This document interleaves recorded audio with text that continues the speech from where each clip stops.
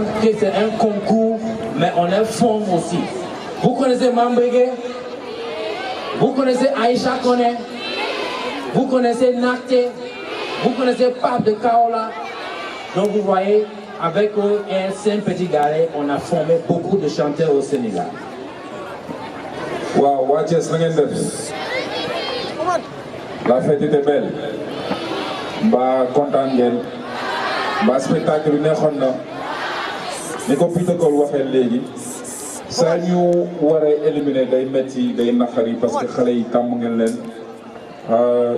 tàmm ngeen dégg seen baat tàmm ngeen gis seen kanam tàmm ngeen leen gis ci kaw scène bi. waaye ni ñu ko waxee concours la. donc su ñu nee concours il faut mu am ku gagné il faut mu am ku perte.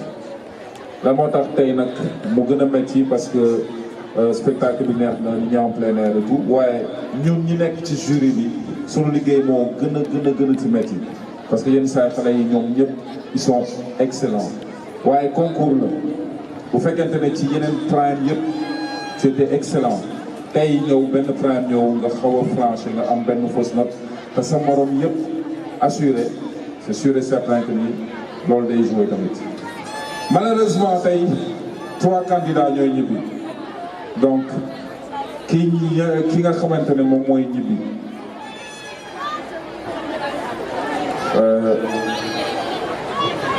mi ngi jógee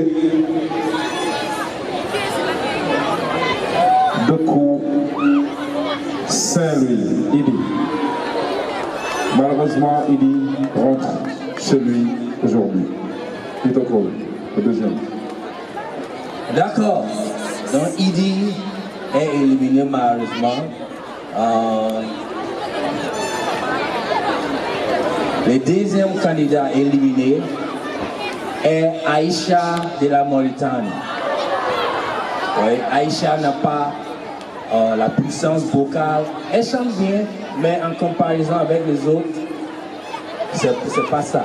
Maintenant, le troisième candidat éliminé. Junior de Thiès, mais il chante bien, mais il a un problème de temps, et c'est depuis le début. Donc malheureusement, Junior est éliminé. Merci beaucoup, et à très bientôt. C'est pas grave. Ou radio. Merci.